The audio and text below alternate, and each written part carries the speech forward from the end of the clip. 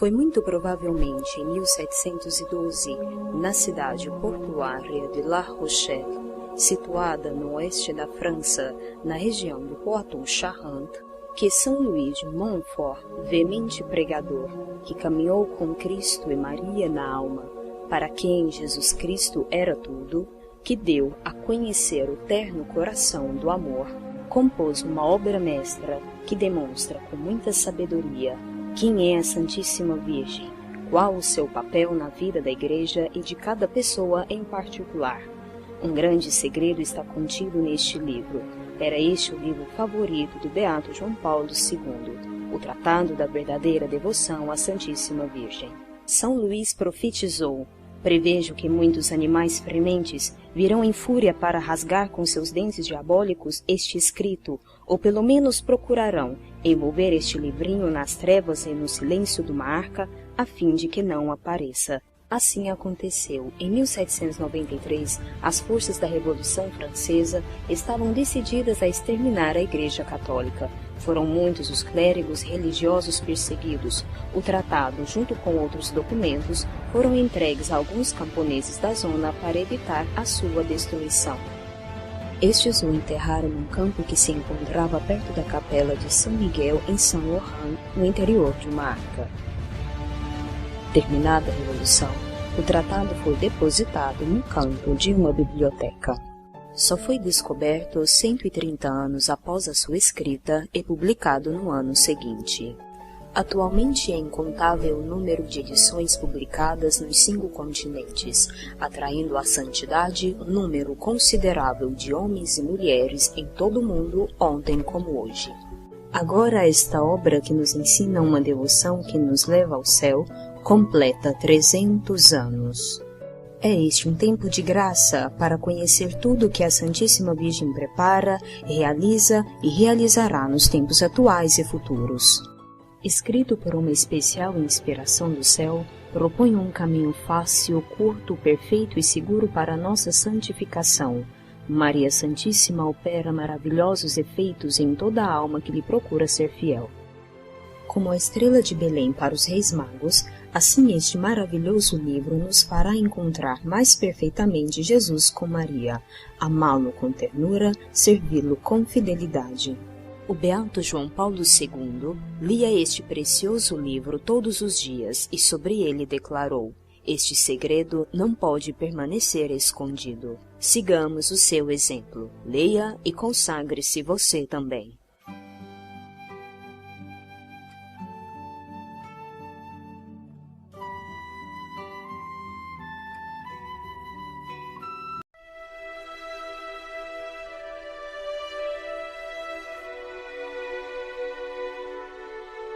É muito importante que as pessoas entendam que a consagração a Nossa Senhora, essa total entrega, tem por finalidade nos levar à santidade. Ou seja, à vivência da vontade de Deus em nossa vida, a obediência aos mandamentos de Deus. Portanto, tem por finalidade nos levar a pensar como cristãos e a viver como cristãos. E na prática, nós devemos, portanto, abrir-nos a esta ação do Espírito Santo, conjuntamente com Maria, para que nós possamos ser santos. Porque esta é a ordem de Deus para a vida de cada um de nós. Viver a santidade, que não é outra coisa do que colocar em prática a vontade de Deus. E isto traz consigo a necessidade de se rejeitar esta mentalidade anticristã, revolucionária, que é contrária à vontade de Deus e, ao mesmo tempo, traz consigo a necessidade de cristianizar a nossa mente e, por consequência, as nossas atitudes. Traz a necessidade de ordenar as nossas atitudes, as nossas escolhas, em vista do nosso fim último, que é a união com Deus, ou seja, a nossa salvação. Um cristão que aprende isto, ele vai necessariamente mudar os seus hábitos. Por exemplo, uma pessoa que ainda não entendeu bem toda esta ação maligna do mundo, acaba, mesmo sem querer, contribuindo para o reinado de Satanás. Quando, por exemplo, ajuda a promover, pela sua assistência, promover o domínio do mal sobre as famílias, assistindo novelas, assistindo Big Brothers, frequentando, entendeu, boates, carnaval, discoteca, ajuda a reproduzir uma mentalidade pagã e paganizante quando consome as músicas, entendeu? Rock and roll, samba, músicas de movimentos sensuais, etc. Quando consome também estas vestes, as modas indecentes, imodestas, entendeu? Que sensualizam o corpo e fazem dele um instrumento de pecado, de cobiça. Quando reproduzem uma moda pagã, da qual nós já fomos advertidos por Deus na Sagrada Escritura, por muitos santos e por Nossa Senhora. Essa moda pagã, quer dizer, as mulheres, por exemplo, com calças apertadas, não deveriam usar calças, porque não é roupa apropriada para a mulher. Mas essa mentalidade pagã, masculinizante em relação à mulher, e também que afemina o homem, entende? A pessoa que, o jovem católico que está dentro da igreja, que usa, né, esse tipo de vestimenta, normalmente, claro, sem maldade, sem nenhuma má intenção, mas que no fundo vai reproduzindo uma mentalidade pagã e paganizante. Há pessoas que vão reproduzindo a mentalidade gay, da ideologia gay, quer dizer, os homens usando brinquinhos, cabelos com luzes e assim por diante, uma forma afeminada de ser, entende? Que mesmo que a pessoa não cometa pecado nenhum, por esse tipo de escolha, acaba reproduzindo a mentalidade que inspirou estes comportamentos, piercing, tatuagens, etc. Enfim, são coisas que devem ser rejeitadas por um cristão que tem consciência da sua fé. E Nossa Senhora vai atuando nisto, né? Na docilidade. Ninguém será obrigado a nada. Apenas a pessoa compreendendo qual é o plano de Deus e o que se adequa a este plano, vai fazendo escolhas melhores para a sua vida. Vai escolhendo aquilo que agrada mais o Senhor e, ao mesmo tempo, contemporaneamente, vai rejeitando aquilo que não ajuda realmente a expressar a sua fé. Foi o que Nossa Senhora disse em Fátima, a menina Jacinta, quando apareceu a ela. Disse o seguinte: virão modas que ofenderão muito a Deus, mas para Deus não existe moda, para a igreja não existe moda. Não se vistam assim, vistam-se como se veste a mãe do Senhor. Portanto, Nossa Senhora já nos advertia das modas que viriam, da maneira de se vestir ou de se comportar, então, dos apetrechos que no futuro retratariam a mentalidade pagã e realmente destrutiva da modéstia e da moral cristã. E nos advertiu que não seguíssemos a moda.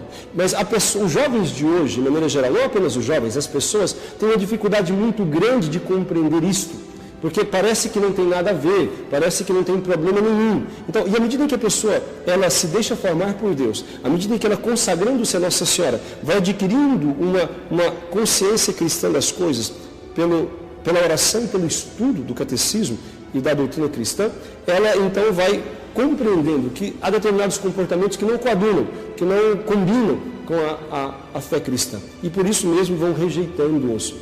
É muito importante, portanto, difundir a consagração, porque há muitas coisas que nós, evangelizadores, que creem nas coisas como a igreja ensina, muitas coisas que nós não somos capazes de fazer as pessoas compreender. E não por uma questão de argumentação, porque podemos argumentar muito bem, mas por uma questão espiritual. Há coisas que precisam-se do Espírito Santo de Deus, precisa-se de uma transformação interior para se compreender e acolher. Portanto, aquilo que nós não somos capazes de fazer as pessoas compreender, Nossa Senhora o é. Aquilo que nós não somos capazes de fazer as pessoas aceitar, Nossa Senhora será. Portanto, levá-los ao coração de Maria é garantia de que eles aprendam de maneira mais profunda, de maneira muito mais exata, o que é a vontade de Deus. E aceitem com um coração generoso e agradecido aquilo que Deus apresenta. Portanto, é uma transformação que irá acontecer no interior daqueles que verdadeiramente buscam a santidade. Porque, evidentemente, quem não quer ser santo, nesse sentido tem de fazer uma consagração. Então, porque já está realmente a caminho do inferno. Quem não quer ser santo já fez a sua opção contra Deus. Porque quem não quer ser santo não quer realizar em sua vida a vontade do Senhor. Mas aqueles que querem ser santos e buscam na consagração a Nossa Senhora, realmente uma ajuda para viver esta comunhão com Deus, esta vivência da vontade de Deus em sua vida, realmente eles terão esta transformação operacionalizada por Nossa Senhora, à medida em que são dóceis. Esta transformação será tanto mais rápida, vamos assim dizer, e tanto mais profunda, quanto maior for a abertura do fiel à Santíssima Virgem, e quanto mais dócil for o fiel à ação do Espírito Santo e da Santíssima Virgem. Portanto, é muito importante que se entenda que a consagração ela funciona como antídoto para toda esta mentalidade pagã e paganizante e como um meio de fomentar e de levar as pessoas a adquirirem uma mentalidade, uma vivência verdadeiramente cristã.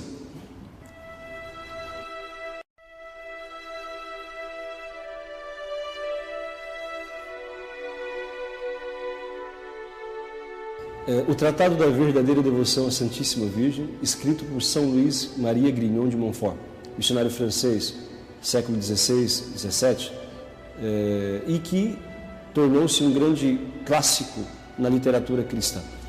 Completa, neste biênio 2012-2013, 300 anos. Uma data por demais importante, para que nós possamos ignorá-la. A celebração desses 300 anos do Tratado da Verdadeira Devoção deve fazer despertar em nós o interesse pela leitura deste livro e pelo conteúdo que ele apresenta. Por quê? O Tratado da Verdadeira Devoção, ele não é apenas um livro muito lido e difundido na espiritualidade cristã. Ele contém uma consagração que vem em cumprimento de uma profecia, desde o Antigo Testamento até o Novo Testamento, desde Gênesis até Apocalipse. De fato, quando se analisa o Tratado da Verdadeira Devoção e se entende a história dele, se compreende a importância que ele tem e a importância que a consagração ali apresentada também possui. Esse Tratado da Verdadeira Devoção, escrito em 1712 por São Luís Maria Grignon de Montfort, ele despertou uma grande fúria no inferno, despertou um grande ódio da parte de Satanás, fez com que, de fato, o inimigo infernal tremesse e se abalasse, de fato, a estrutura do inferno mesmo. Por quê? Este Tratado da Verdadeira Devoção contém a consagração nos moldes que nosso Senhor Jesus Cristo quis que nós vivenciássemos. Ele significa a popularização da consagração total a Maria e a Jesus por meio dela. Portanto, uma vez que as pessoas viessem a conhecer a consagração e a vivenciá-lo, isto provocará o início do fim do reinado de Satanás. E foi isto justamente que fez com que o inimigo buscasse destruir ou ao menos esconder este livro. O Tratado da Verdadeira Devoção, escrito em 1712, ele foi escondido pelo demônio durante 130 anos. Escrito em 1712, só foi reencontrado em 1842. O autor, São Luís Grignon de Montfort, ele morre 4 anos depois que escreveu, sem publicá-lo. E tal qual foi mostrado por Deus para ele em profecia, assim se realizou. São Luís Grignon de Montfort, enquanto escrevia o tratado, depois de ter já mostrado quais são as notas características da verdadeira devoção, e depois de ter escrito o propósito pelo qual estava compondo aquela obra, que era o propósito de formar verdadeiros filhos e escravos de Nossa Senhora, para estabelecer no mundo o reinado de Jesus Cristo e neutralizar a ação do demônio, após isto, imediatamente após escrever isto, Deus lhe mostra em visão profética a ação do inimigo e toda a revolta do inferno contra aquilo que ele escrevia e contra aquilo que ele ainda iria escrever. E ele para de escrever, para de seguir aquela linha de raciocínio, de explicação do que era a verdadeira devoção, e narra no mesmo livro a visão que estava tendo. E nesta visão ele via, Deus o fazia ver, uma multidão de demônios em forma de feras, bestas, em forma de animais ferozes, que precipitavam-se contra o livro e ele também, com garras e dentes afiados. Então, querendo destruí-los, ou ao menos intimidá-los, ou tirá-los de circulação, a fim de que o conteúdo daquele livro não fosse conhecido.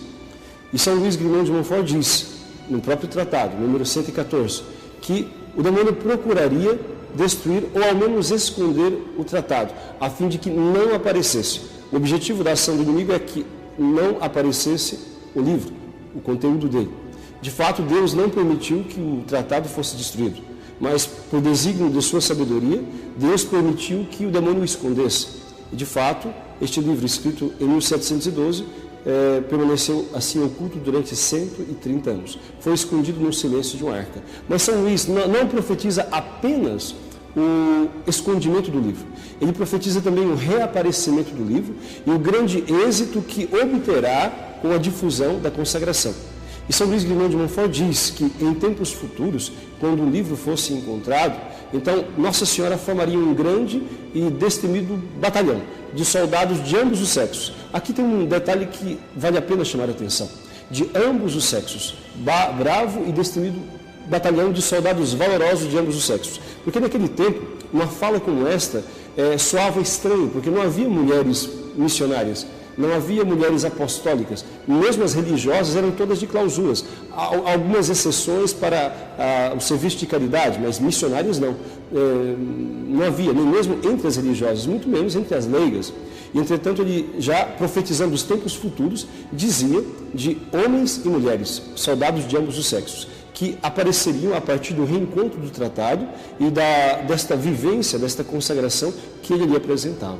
O demônio, ele se empenhou em esconder o tratado da verdadeira devoção. Por quê? Por que ele teve tanto pavor e tanto ódio do conteúdo daquele pequeno livro? Ele teve tanto pavor e tanto ódio porque ele reconheceu naquele escrito de São Luís, na consagração que ele ensinava, ele reconheceu o cumprimento da profecia. Que profecia? Gênesis 3,15. Quando Deus, dirigindo-se ao homem que havia caído, tentado, instigado por Satanás no paraíso, ele dirigiu-se ao homem, à mulher e depois à serpente, distribuindo, por assim dizer, os castigos ao homem, à mulher e depois à serpente. O castigo da serpente foi o mais duro.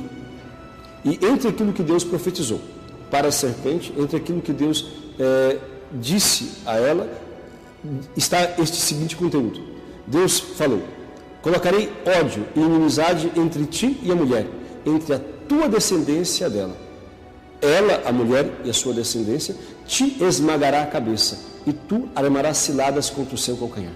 Isto não é apenas uma ameaça, isto é uma profecia, é uma promessa.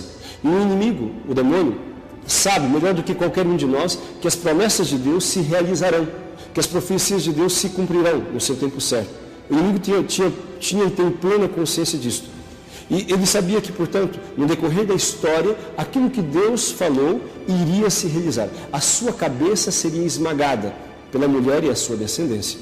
E, portanto, esta mulher, claramente Nossa Senhora, porque assim é indicado por Nosso Senhor na Sagrada Escritura, quando por ocasião da sua crucifixão, ele nos deixa o grande legado que é a maternidade espiritual de Nossa Senhora, e nos entrega a ela, dizendo: mulher, eis aí o teu filho. Na pessoa de João, a igreja inteira estava representada. Ele entrega a igreja a Nossa Senhora na condição de filhos. Portanto, esta é a descendência da mulher. E Jesus, ele não chama Nossa Senhora de mãe ali no ato desta entrega, mas de mulher. E esta palavra mulher, embora incomode a tantos que não compreendem o que Jesus quis dizer, ela é uma palavra técnica, muito precisa e muito bem colocada. A mulher ali, Jesus fez questão de chamá-la de mulher, porque a mulher ali resgataria o significado da profecia do Antigo Testamento, em Gênesis 3,15. Ele quis fazer ver que a mulher profetizada, há muitos milhares de anos atrás, esta mulher era a sua Mãe Santíssima. Então a palavra é exata, é muito bem colocada, é muito precisa. Portanto, Nossa Senhora é a mulher. E aqueles que ele entregava à mulher, toda a igreja, seria a sua descendência, que aprenderia com esta mulher a arte, por assim dizer, de vencer o inimigo e de esmagar a sua cabeça. Então, quando São Luís Guimond de Montfort, ele escreve o tratado, ensinando essa entrega total à Nossa Senhora, e o demônio, ele se apavora, porque ele percebe na consagração que São Luís Guimond de Montfort ensina, realmente o cumprimento da profecia feita em Gênesis 3,15. E por isso ele se alvoroça e, com todas as suas ganas e forças, quer então esconder o tratado, a fim de que as pessoas não conheçam o conteúdo, não entendam a missão de Nossa Senhora, e isto, assim, possa fazer com que a sua ação perdure e o seu reino se estenda. Portanto, o pensamento de Satanás é muito lógico e muito óbvio. Ele, ao ver São Luís escrevendo sobre a verdadeira devoção, ele pensou de maneira bastante exata: se o mundo conhecer isto, o meu reino está destruído e a minha cabeça será esmagada. Portanto, a ação dele seria, evidentemente, ou para destruir ou para esconder aquilo. Portanto, isso explica a razão pela qual ele investiu furiosamente contra o tratado e contra São Luís Grimond de Montfort também. É interessante que, de fato, Deus não permitiu destruir, mas é interessante pensar o porquê Deus permitiu que o inimigo escondesse o tratado durante 130 anos. A razão, embora numa primeira análise possa não nos vir imediatamente, mas a razão é muito óbvia. Deus, ele deu cordas a Satanás a fim de que ele fosse pego no seu próprio, com a sua própria armadilha. Ele querendo resolver o problema de esconder o tratado, a verdadeira devoção, a fim de que as pessoas não compreendessem a missão da mulher e da sua descendência, ele, na verdade, chama a atenção de todos com a sua ação. E Deus permitindo que o inimigo escondesse durante 130 anos o tratado, assim manifesta todo o pavor que o inferno tem desta consagração e fornece a nós o entendimento de que é com esta arma que nós iremos derrotá-lo. É com esta arma que nós iremos fazer cumprir a profecia que foi feita em Gênesis 3,15. É com esta arma que a cabeça do inimigo será esmagada. É com esta arma que o seu poder será neutralizado. E é com esta arma que o reinado de Jesus será estendido no mundo, em cima dos destroços do reino do inimigo. Portanto, a verdadeira devoção é de fato a estratégia escolhida por Deus para poder fazer cumprir a profecia feita no Antigo Testamento. Por isso também Nossa Senhora em Fátima, em 1917, 200 anos depois que São Luís Grimond de Montfort morreu, ela vai dizer: meu filho quer estabelecer no mundo a devoção ao meu Imaculado Coração, para que aquilo que ele pediu por ocasião da sua morte na cruz fosse realizado. Ele entregou todos a Maria a fim de que nós aprendêssemos com ela a amá-lo, que significa, na prática, fazer tudo o que ele mandou. Jesus quer que Nossa Senhora faça aquilo que fez com os servos nas bodas de Caná, que nos oriente a reconhecer e a fazer a vontade de Deus. Ela é aquela que nos ensina a fazer tudo o que Jesus mandou. Portanto, e nisto consiste a derrota do inimigo, na rejeição de suas obras, de suas seduções, de suas tentações, e na realização da vontade de Deus em nossa vida. Esta é a missão de Nossa Senhora. Quando, em Fátima, ela transmite o desejo do coração do seu filho, dizendo: meu filho quer estabelecer no mundo a devoção ao meu Imaculado Coração, ela está simplesmente nos fazendo recordar daquilo que era a vontade de Deus já manifestada na Sagrada Escritura, no Evangelho escrito por São João, no capítulo 19, versículo 26. Portanto, é necessário que nós entendamos isto para compreender também a urgência e a necessidade de se difundir a verdadeira devoção, a fim de que o mundo possa, de fato, sob o comando de Nossa Senhora, fazer com que a ação do inimigo seja neutralizada, a cabeça dele seja esmagada e o reinado de Cristo seja estabelecido.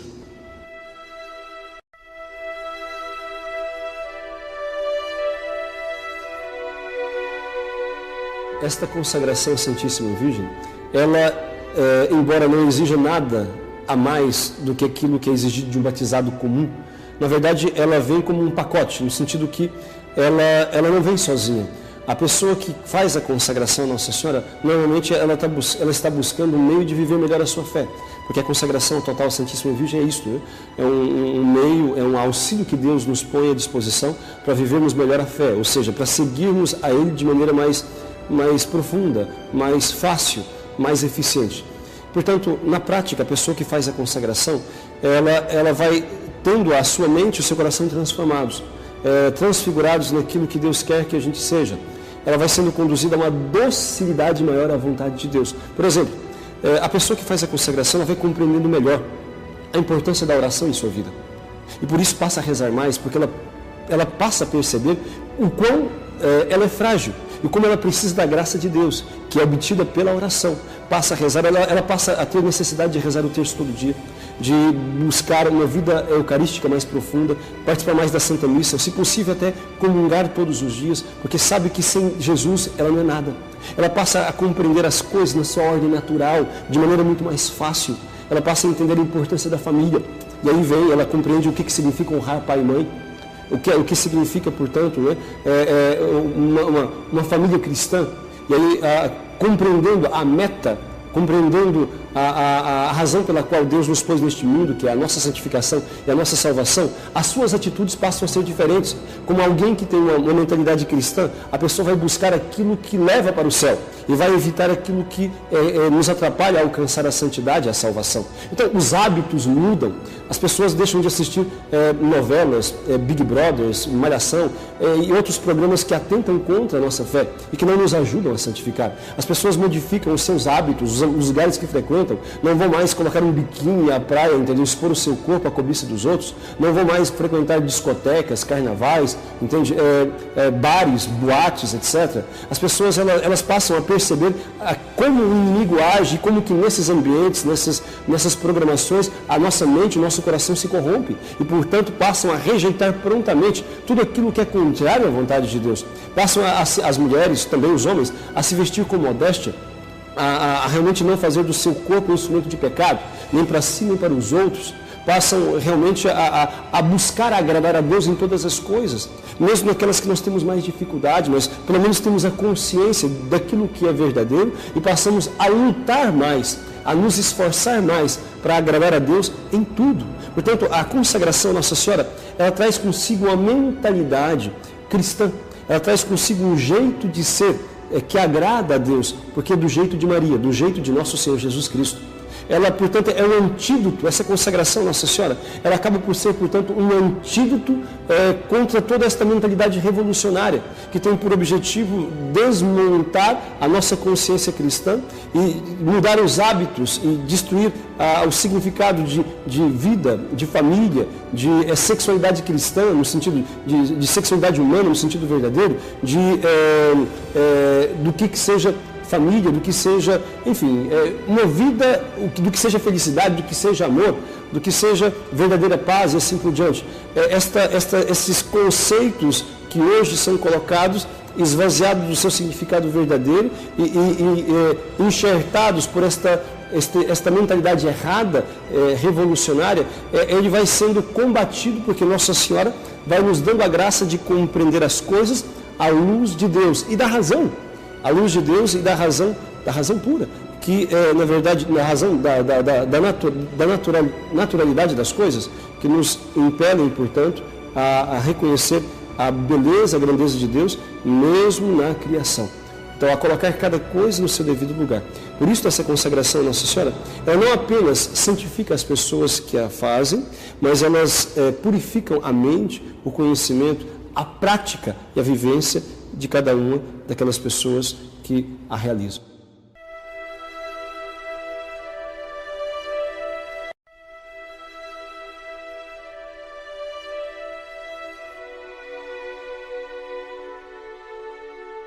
A razão de nossa caminhada cristã é uma só. Nós buscamos a união com Deus no amor. Nós buscamos a felicidade eterna, o céu, enfim.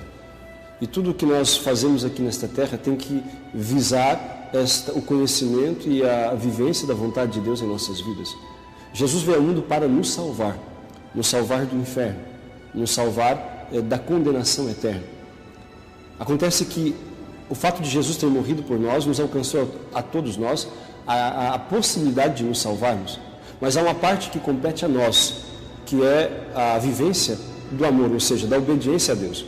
Há uma parte que compete a nós, que é a correspondência ao amor que Deus nos teve, que concretamente significa a vivência dos seus mandamentos. Santo Agostinho, grande doutor da igreja, se expressa assim, para nos fazer compreender a necessidade de nós fazermos a nossa parte. Ele diz assim, que Deus criou o homem sem a ajuda do homem, mas Deus não o salvará sem a sua cooperação. Portanto, há uma parte que compete a nós neste processo de salvação. Quer dizer, a correspondência, o esforço, usando da liberdade, da inteligência e da liberdade que Deus nos deu, nós devemos conhecer e viver a sua vontade. Portanto, quando Jesus na cruz, ele nos entrega a Maria, é justamente este o seu objetivo. Jesus nos entrega a Maria para que nós possamos nos salvar.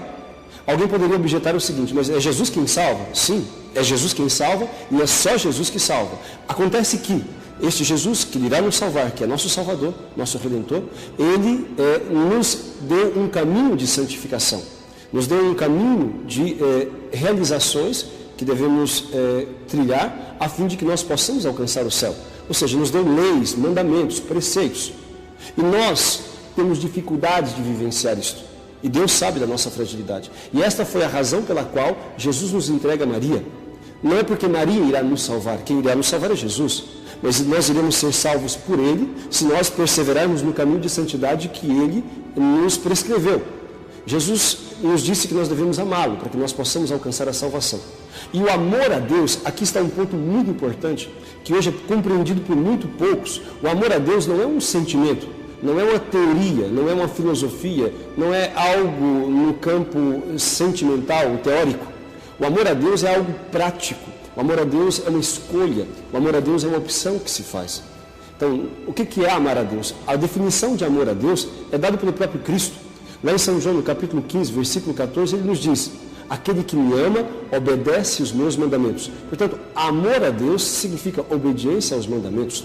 Jesus nos entrega a Maria com a finalidade de que nós aprendamos com ela a obedecer os seus mandamentos. E assim nos conservemos na sua graça.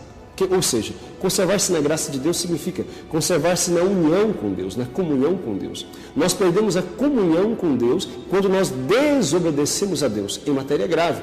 O pecado mortal, que é a maior desgraça que um ser humano pode cometer nesta terra enquanto vive, nos tira da comunhão com Deus. O pecado mortal é o rompimento com Deus, é o não a Deus. Então esta perca da unidade com Deus por nossa própria vontade. O que é o pecado mortal? É a desobediência a Deus em matéria grave. É quando eu, consciente de um erro, o pratico, o faço porque quero. Portanto, isto é o pecado mortal. A partir do momento em que eu faço opção pelo pecado, eu então rejeitei o senhorio, o reinado de Deus em minha vida. Então, esta entrega de nós mesmos à Nossa Senhora, que foi feita pela primeira vez pelo próprio Cristo, então ela serve para nos firmar no caminho da graça de Deus, no caminho de santificação. Então nós estamos aqui na terra para alcançar o céu. E nós alcançaremos o céu à medida em que nós amarmos a Deus, ou seja, à medida em que perseverarmos na obediência aos mandamentos.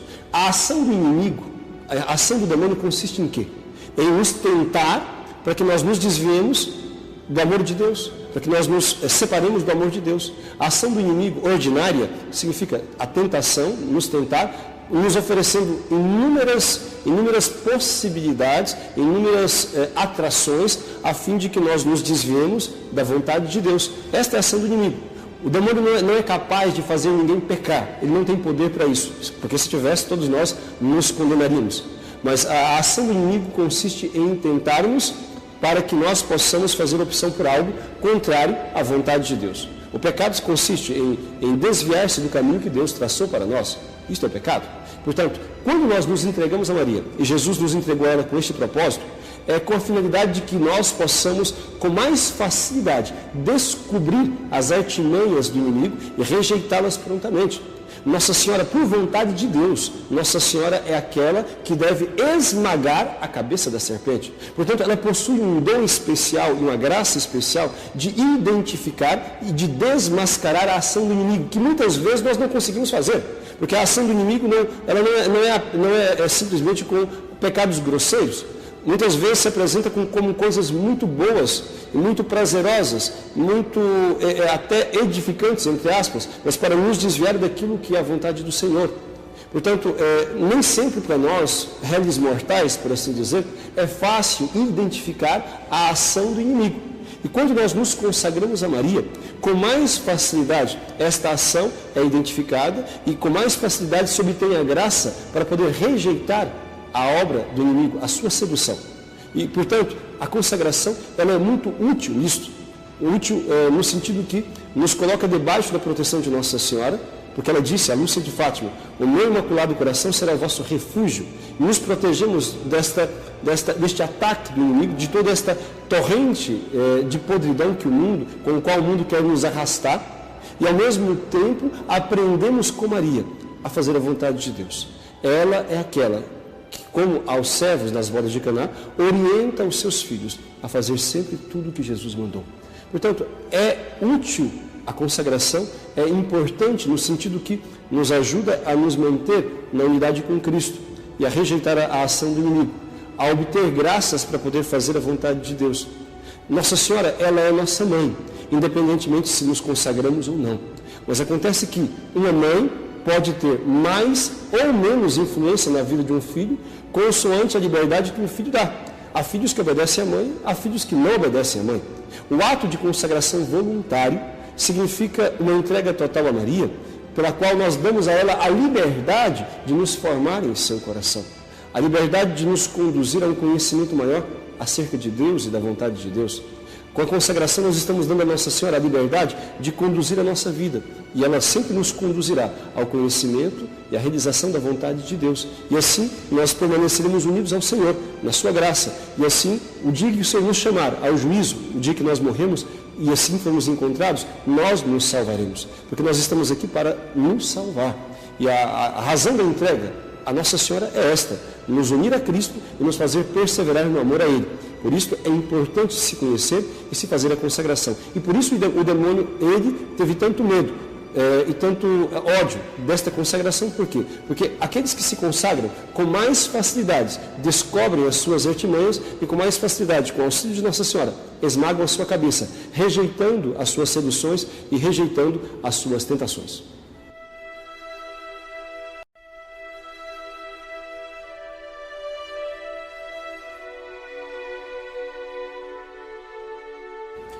A necessidade de se divulgar a consagração em nossos dias reveste-se de uma urgência maior ainda quando se analisa a que ponto chegou a nossa sociedade, que tornou-se hedonista, buscando prazer em todas as coisas, pelo próprio prazer, egoísta ao extremo em que as pessoas, cada vez mais, infelizmente, os gestos de solidariedade, de sacrifício pelo outro tornam-se mais e mais raros. Tornou-se superficial, materialista, frustrada, uma geração muito deprimida, tanto que todos os analistas dizem a mesma coisa a respeito da doença do século, agora do milênio, a depressão. Nós nunca tivemos tanta gente depressiva como agora, nós nunca tivemos tanta gente infeliz como agora, angustiada, com doenças psicossomáticas, úlceras, muitos tipos de câncer, muitas doenças de nervos, muitas doenças, enfim, psíquicas, psiquiátricas também, devido a toda esta desorientação na qual o mundo caiu. As pessoas, elas entraram, a nossa sociedade, as nossas famílias foram diretamente atingidas por esta mentalidade e por esta prática anticristã. E tudo isto parece não ter fim e está cada vez pior. Então, nós temos hoje uma situação caótica, dramática, e que, enfim, para a qual parece não ter solução.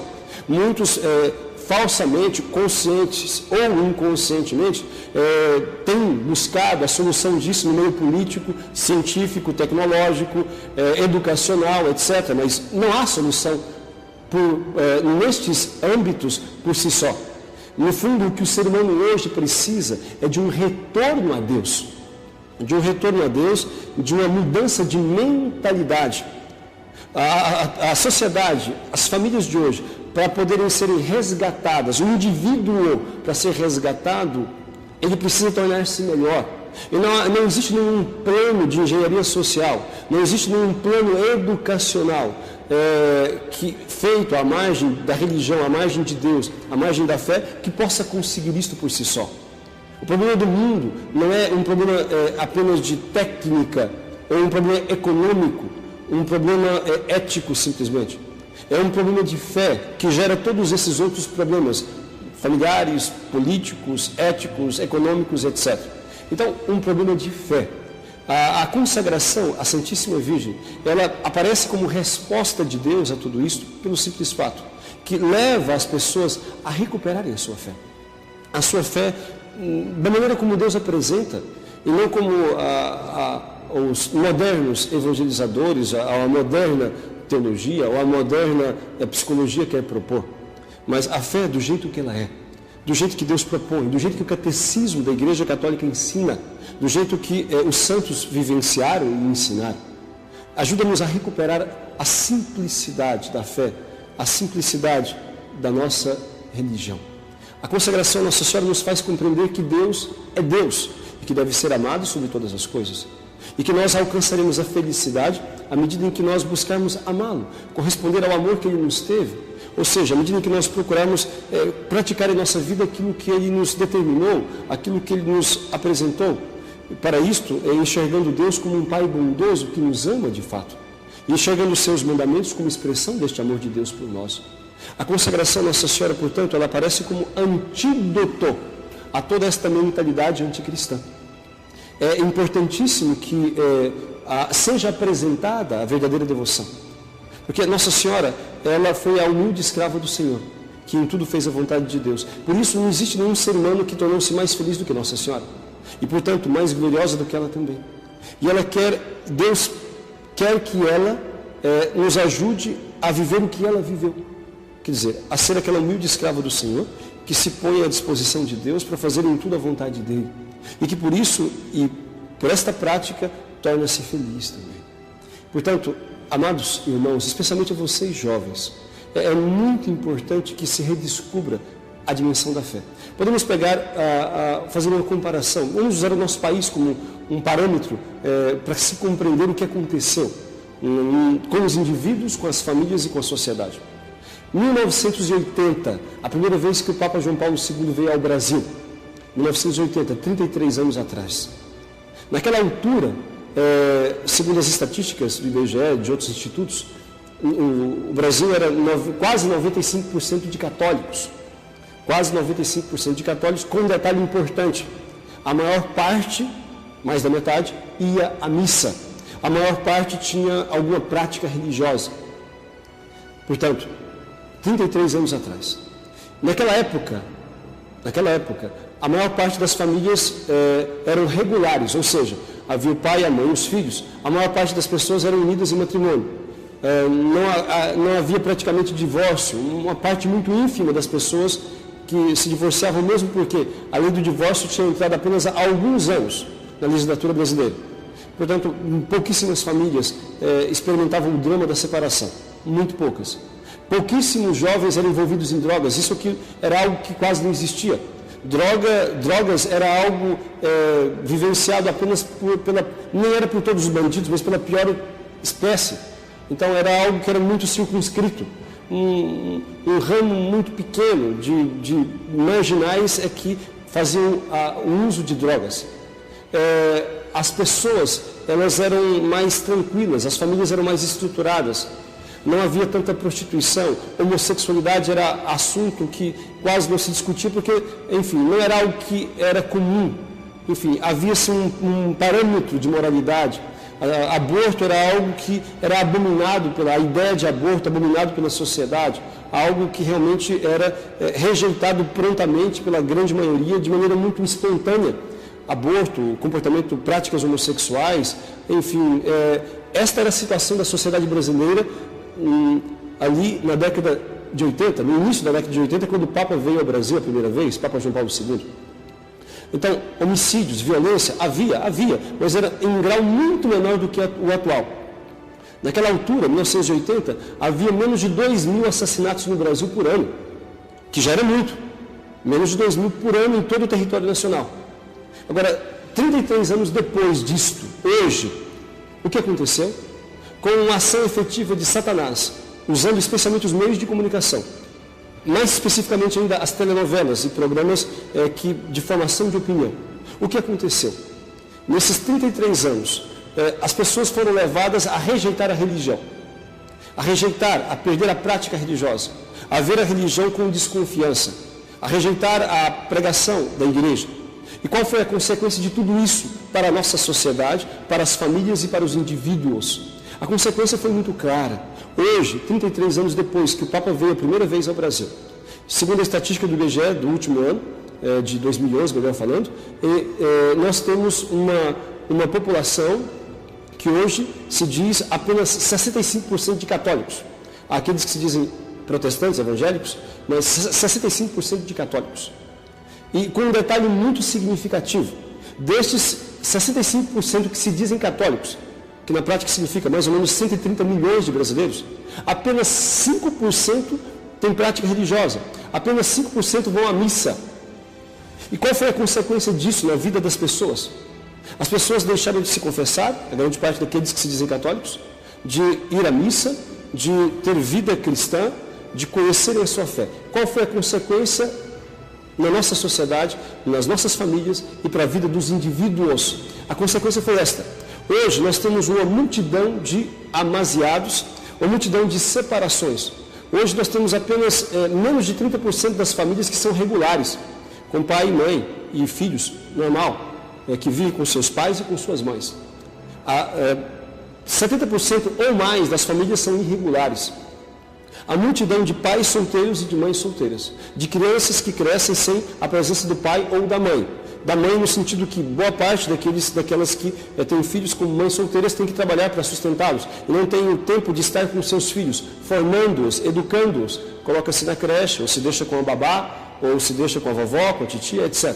Então, a ausência da mãe de dentro de casa, que foi um dos maiores prejuízos para a família em nossos tempos. Depois nós temos o quê? Por causa disso, por causa da falta da prática religiosa, por causa do afastamento das famílias da igreja. O que aconteceu? Nós temos, portanto, uma desagregação familiar muito grande. Uma desagregação familiar muito grande. Nós temos como consequência desta perda de valores um aumento dramático dos viciados em droga e em álcool.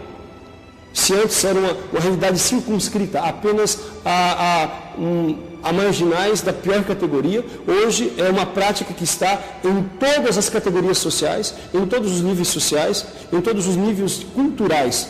Desde, não apenas agora a favela, o marginal da favela, mas os ricos, a classe média, a classe mais humilde, toda a população, desde os analfabetos até os doutorados, consomem drogas. Aliás, o maior ponto de consumo, de iniciação de drogas hoje são as universidades, entende? É o ambiente mais promíscuo, mais podre que nós temos hoje dentro da nossa sociedade, são as universidades. É onde acontece mais prostituição, promiscuidade, aonde o maior número de pessoas que fazem aborto e que consomem drogas, e que têm mentalidade anticristã, anticlerical, etc. Então, este é o retrato da sociedade, por causa da desagregação familiar. Se a família não vai bem, as pessoas também não vão. Então, o número de pessoas deprimidas, o número de pessoas angustiadas, o número de suicídios, que cresceu dramaticamente, o número de pessoas com problemas psiquiátricos e com doenças psicossomáticas, aumentou dramaticamente, por falta de Deus, por falta de fé, por falta de práticas religiosas. As pessoas não têm paz, a violência explodiu. Se antes, 33 anos atrás, no tempo em que as famílias rezavam mais, nós tínhamos menos de 2.000 assassinatos por ano em todo o território nacional, esta realidade hoje é absurdamente maior. Então, é absurdamente mais preocupante. Hoje nós temos mais de 50.000 assassinatos por ano. Mais de 50.000 assassinatos por ano. Então, nós somos levados a perguntar o que está acontecendo. O que está acontecendo? Por mais que tentem falar de outras formas, que os analistas sociais, políticos, etc., digam o que for, a realidade é uma só, meus amados irmãos. Nós chegamos a tal ponto porque nós perdemos a graça e a comunhão com Deus. A sociedade, ela afastou-se de Deus. As famílias perderam a prática religiosa. Os indivíduos se esvaziaram de valores porque se esvaziaram da sua própria fé. Então, para restaurar tudo isso, os indivíduos, as famílias e a sociedade, o que nós necessitamos? De voltar a Deus, de retornar à fé, à simplicidade do Evangelho de Deus. É isso que nós necessitamos. E a consagração à Nossa Senhora é um instrumento útil, utilíssimo e mais prático para isso. Foi por isso que em Fátima, em 1917, Nossa Senhora expressou esse desejo do coração do seu filho. Ela disse: meu filho quer estabelecer no mundo a devoção ao meu imaculado coração. Se nós queremos restaurar as pessoas, as famílias e, por consequência, a sociedade, nós temos que voltar à vivência da fé. Nós temos que, de fato, ter a coragem de amar novamente. Nós temos que ter a coragem de viver aquilo que Jesus ensinou, sem medo, consciente de que Deus nos ama e que Ele nos propõe o melhor para nós, para as nossas famílias e para a nossa sociedade. nós temos que ter essas convicções, essas certezas e realmente gastar a nossa vida em fazer com que as pessoas compreendam e vivenciem isto. E isto redundará na restauração dos corações, das famílias e da sociedade. Portanto, meus amados irmãos, se nós trabalhamos para difundir a consagração, nós estaremos trabalhando para poder fazer um mundo melhor, porque assim, voltando-se a Deus, automaticamente tudo será restaurado.